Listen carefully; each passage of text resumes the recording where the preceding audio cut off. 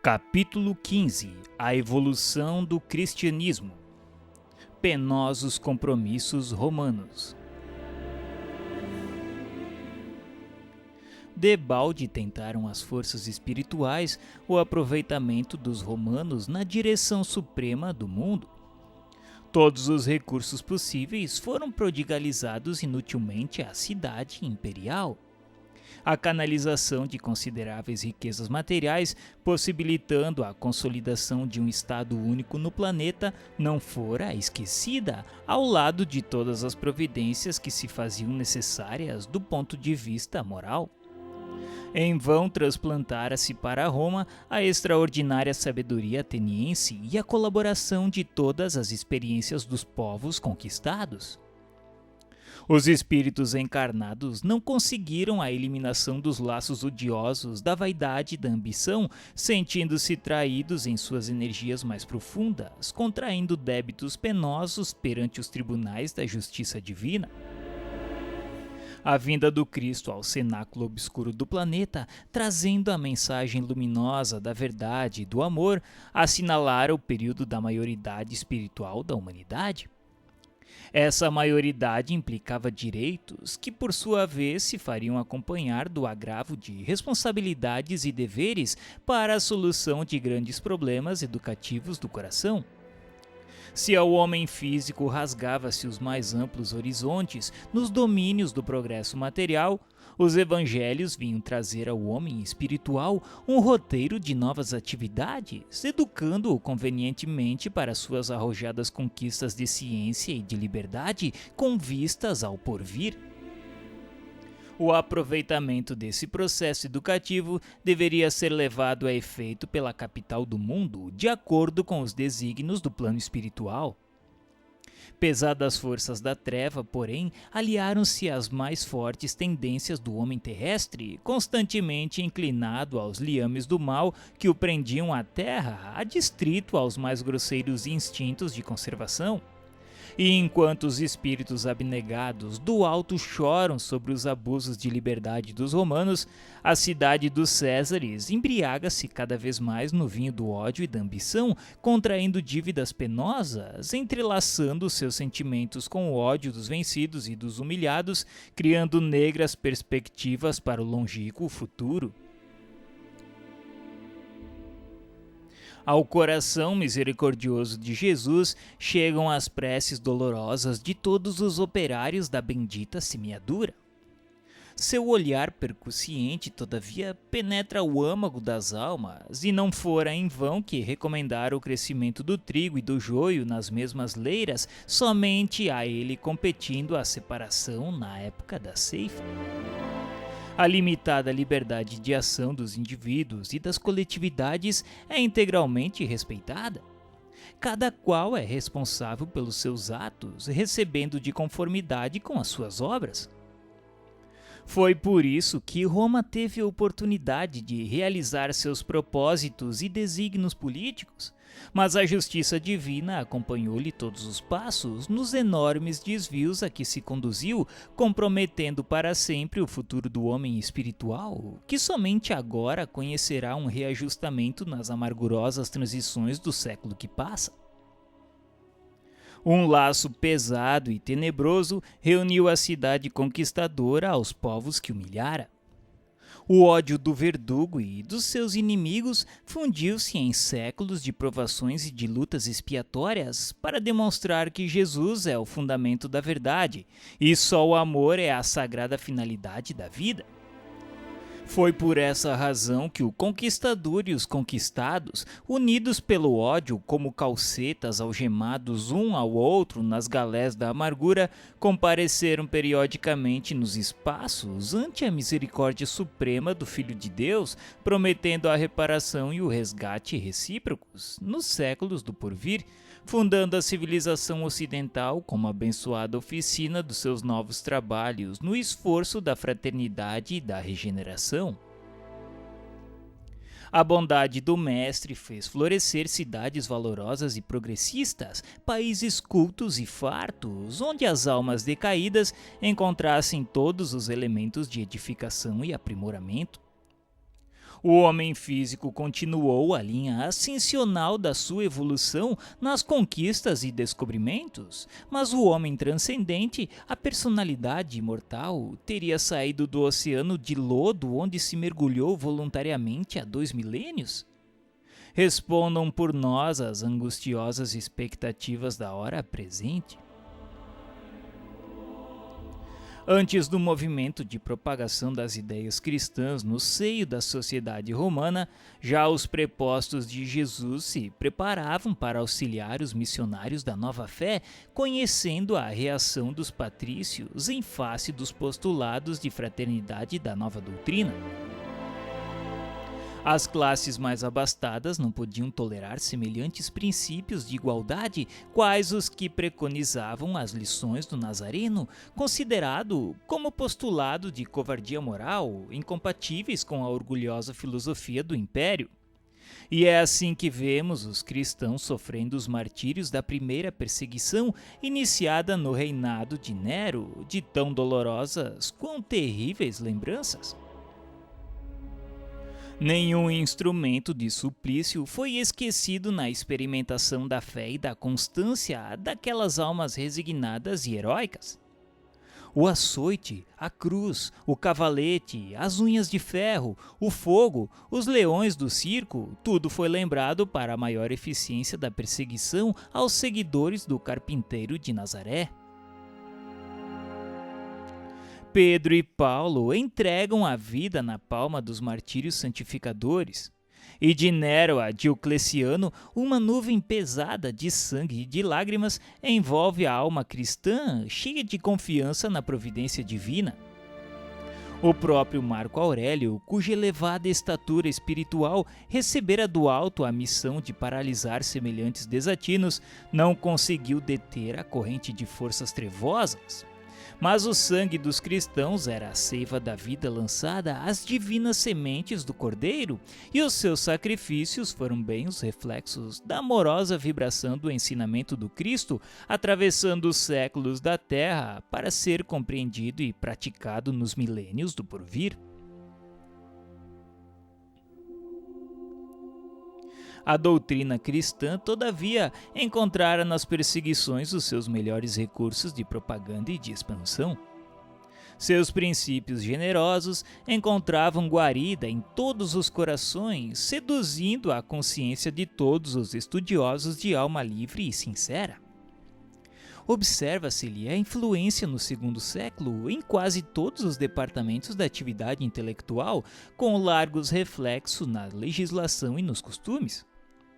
Tertuliano apresenta sua apologia do cristianismo, provocando admiração e respeito geral.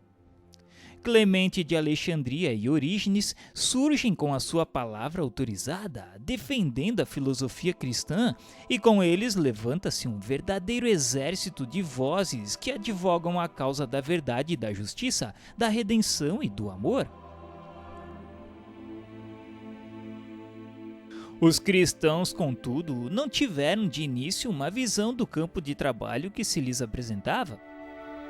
Não atinaram que, se o jejum e a oração constituem uma grande virtude na soledade, mais elevada virtude representam quando elevados a efeito no torvelinho das paixões desenfreadas, nas lutas regeneradoras, a fim de aproveitar aos que os contemplam. Não compreenderam imediatamente que esses preceitos evangélicos, acima de tudo, significam sacrifício pelo próximo, perseverança no esforço redentor, serenidade no trabalho ativo, que corrige e edifica simultaneamente. Retirando-se para a vida monástica, povoaram os desertos na suposição de que se redimiriam mais rapidamente para o Cordeiro. Uma ânsia de fugir das cidades populosas fazia então vibrar todos os crentes, originando os erros da idade medieval, quando o homem supunha encontrar nos conventos as antecâmaras do céu. O Oriente, com os seus desertos numerosos e seus lugares sagrados, afigura-se o caminho de todos quantos desejam fugir dos antros das paixões. Só a grande montanha da Nítria chegou a possuir 30.000 anacoretas, exilados do mundo e de seus prazeres desastrosos. Entretanto, examinando essa decisão desaconselhável dos primeiros tempos, somos levados a recordar que os cristãos se haviam esquecido de que Jesus não desejava a morte do pecador. As forças espirituais que acompanhavam e acompanham todos os movimentos do orbe sob a égide de Jesus procuram dispor os alicerces de novos acontecimentos que devem preparar a sociedade romana para o resgate e para a provação. A invasão dos povos considerados bárbaros é então entrevista. Uma forte anarquia militar dificulta a solução dos problemas de ordem coletiva, elevando e abatendo imperadores de um dia para o outro. Sentindo a aproximação de grandes sucessos e antevendo a impossibilidade de manter a unidade imperial, Diocleciano organiza a tetrarquia ou governo de 4 soberanos com 4 grandes capitais. Retirando-se para Salona, exausto da tarefa governativa, ocorre a rebelião militar que aclama Augusto a Constantino, filho de Constâncio Cloro, contrariando as disposições dos 2 Césares, sucessores de Diocleciano e Maximiano. A luta se estabelece e Constantino vence Maxêncio às portas de Roma, penetrando a cidade vitorioso para ser recebido em triunfo. Junto dele, o cristianismo ascende à tarefa do Estado com o Edito de Milão. Desde a 10ª perseguição, que o cristianismo era considerado em Roma como doutrina morta, mas os prepostos do mestre não descansavam, com o nobre fim de fazer valer os seus generosos princípios. A fatalidade histórica reclamava sua colaboração nos gabinetes da política do mundo, e ainda uma vez a indigência dos homens não compreendeu a dádiva do plano espiritual, porque logo depois da vitória, os bispos romanos solicitavam prerrogativas injustas sobre os seus humildes companheiros de episcopado. O mesmo espírito de ambição e de imperialismo que de longo tempo trabalhava o organismo do império dominou igualmente a Igreja de Roma, que se arvorou em sucerana e censora de todas as demais do planeta. Cooperando com o Estado, faz sentir a força das suas determinações arbitrárias. 300 anos lutaram os mensageiros do Cristo procurando ampará-la no caminho do amor e da humildade, até que a deixaram enveredar pelas estradas da sombra para o esforço de salvação e de experiência. E tão logo a abandonaram ao penoso trabalho de aperfeiçoar-se a si mesma, eis que o imperador Focas favorece a criação do papado no ano de 607. A decisão imperial faculta aos bispos de Roma prerrogativas e direitos até então jamais justificados. Entronizam-se mais uma vez o orgulho e ambição da cidade dos Césares. Em 610, Focas é chamado ao mundo dos invisíveis, deixando no orbe a consolidação do papado. E dessa data em diante ia começar um período de 1260 anos de amarguras e violências para a civilização que se fundava.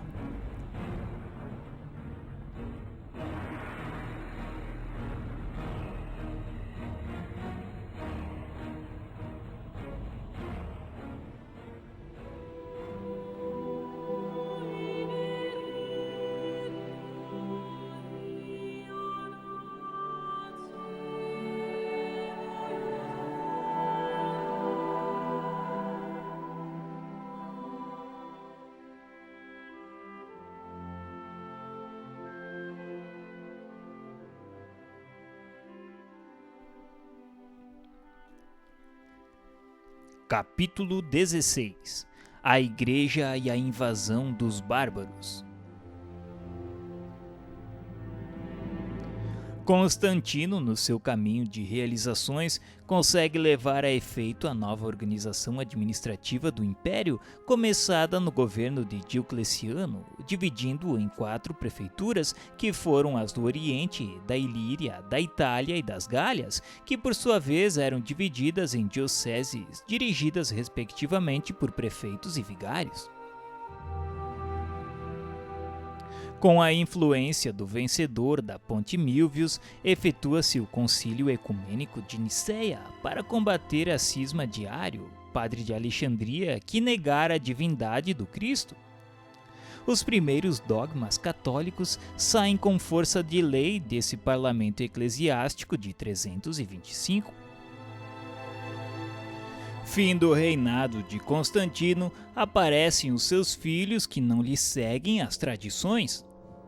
Em seguida, Juliano, sobrinho do imperador, eleva-se ao poder, tentando restaurar os deuses antigos em detrimento da doutrina cristã, embora compreendesse a ineficácia de seu tentame. Mas por volta do ano de 381 surge a figura de Teodósio, que declara o cristianismo religião oficial do Estado, decretando simultaneamente a extinção dos derradeiros traços do politeísmo romano.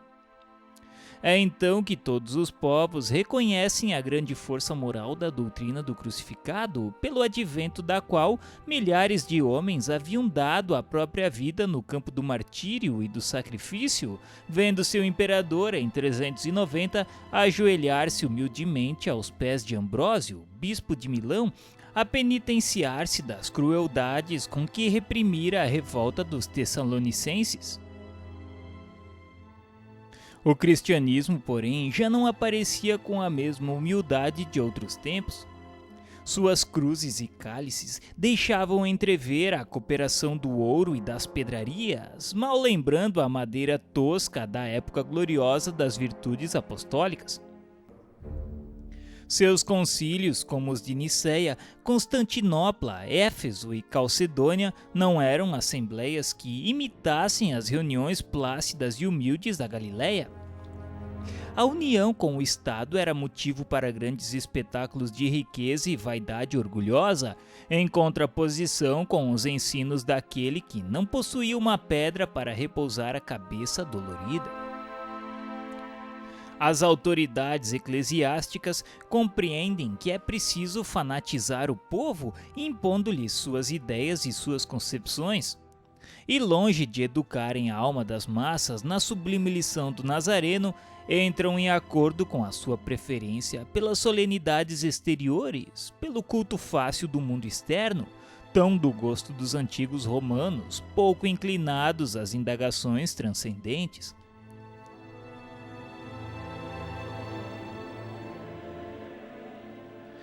A Igreja de Roma, que antes da criação oficial do papado considerava-se a eleita de Jesus, ao arvorar-se em detentora das ordenações de Pedro, não perdia ensejo de firmar a sua injustificável primazia junto às suas congêneres de Antioquia, de Alexandria e dos demais grandes centros da época. Herdando os costumes romanos e suas disposições multisseculares, procurou um acordo com as doutrinas consideradas pagãs pela posteridade, modificando as tradições puramente cristãs, adaptando textos, improvisando novidades injustificáveis e organizando finalmente o catolicismo sobre os escombros da doutrina deturpada. Os bispos de Roma, abusando do fácil entendimento com as autoridades políticas do Estado, impunham suas inovações arbitrárias, contrariando as sublimes finalidades do ensinamento daquele que preconizara a humildade e o amor como os grandes caminhos da redenção.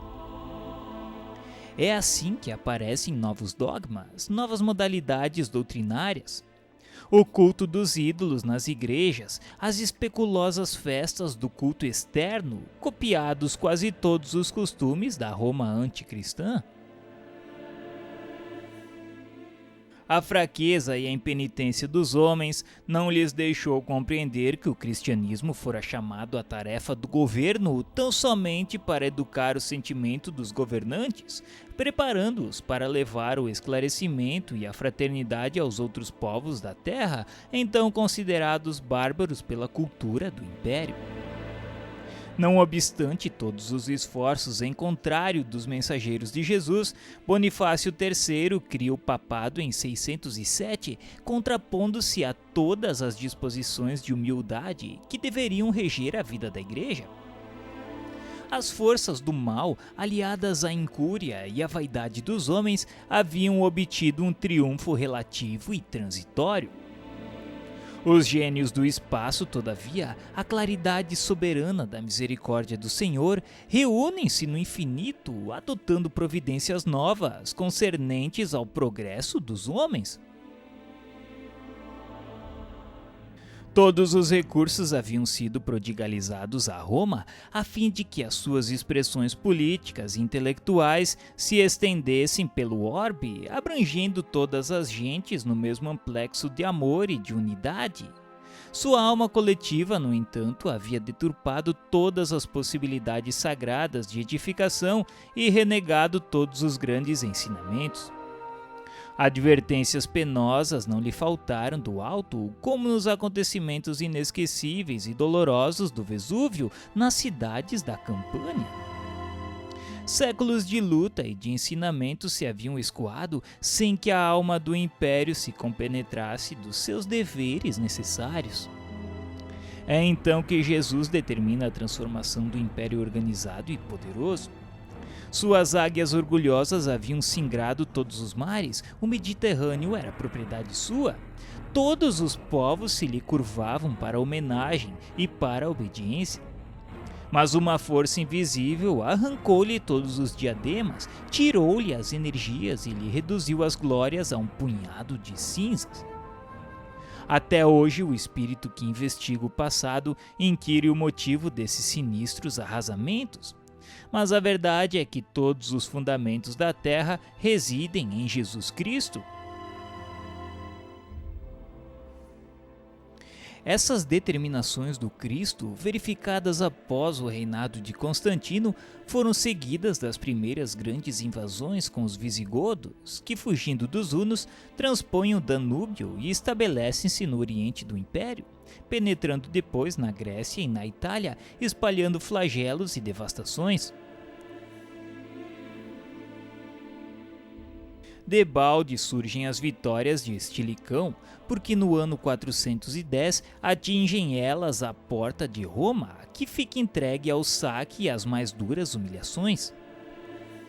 No ano 405, é Radagásio que parte à frente de 200.000 soldados em demanda da cidade imperial, sendo vencido, porém roubando as mais fortes economias romanas.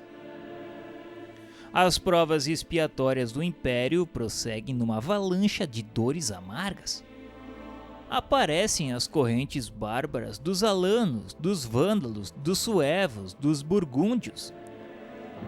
Em 450, os hunos, comandados por Átila, atacam as Gálias, perseguindo populações pacíficas e indefesas. A unidade imperial perde a sua tradição para sempre. Com as suas vitórias, funda Clovis a monarquia dos francos.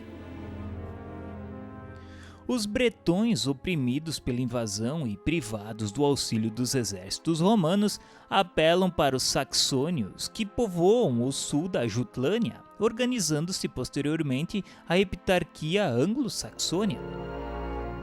O que Roma deveria fazer com a educação e o amparo perseverantes, aqueles povos rudes e fortes vinham reclamar por si mesmos. A grande cidade dos Césares poderia ter evitado a catástrofe dos desmembramentos se levasse a sua cultura a todos os corações, em vez de haver estacionado tantos séculos à mesa farta dos prazeres e das continuadas libações. A queda do Império Romano determinara no mundo extraordinárias modificações. Muitas almas heróicas e valorosas que se haviam purificado nas lutas depuradoras, não obstante o ambiente pantanoso dos vícios e das paixões desenfreadas, ascenderam definitivamente a planos espirituais mais elevados, apenas voltando às atmosferas do planeta para o cumprimento de enobrecedoras e santificantes missões. A desorganização geral com os movimentos revolucionários dos outros povos do globo terrestre, que embalde esperam o socorro moral do governo dos imperadores, originaram um longo estacionamento nos processos evolutivos. É aí, nessa época de transições, que agora atinge as suas culminâncias, que vamos encontrar as razões da Idade Média ou o período escuro da história da humanidade. Só esse ascendente místico da civilização pôde explicar o porquê das organizações feudais depois de tão grandes conquistas da mentalidade humana nos grandes problemas da unidade e da centralização política do mundo. É que um novo ciclo de civilização começava sob a amorosa proteção do Divino Mestre, e as últimas expressões espirituais do grande império retiravam-se para o silêncio dos santuários e dos retiros espirituais para chorar na solidão dos conventos, sob o cadáver da grande civilização que não soubera prover ao seu glorioso destino. Almas sublimadas e corajosas reencarnam então sob a égide de Jesus e para a grande tarefa de orientar as forças políticas da Igreja Romana, agora organizada à maneira das construções efêmeras do mundo. O papado era a obra do orgulho e da iniquidade, mas o Cristo não desampara os mais infelizes e os mais desgraçados. E foi assim que surgiram no seio mesmo da igreja alguns mestres do amor e da virtude, ensinando o caminho claro da evolução aos povos invasores, trazendo-os ao pensamento cristão e destinando-os aos tempos luminosos do porvir.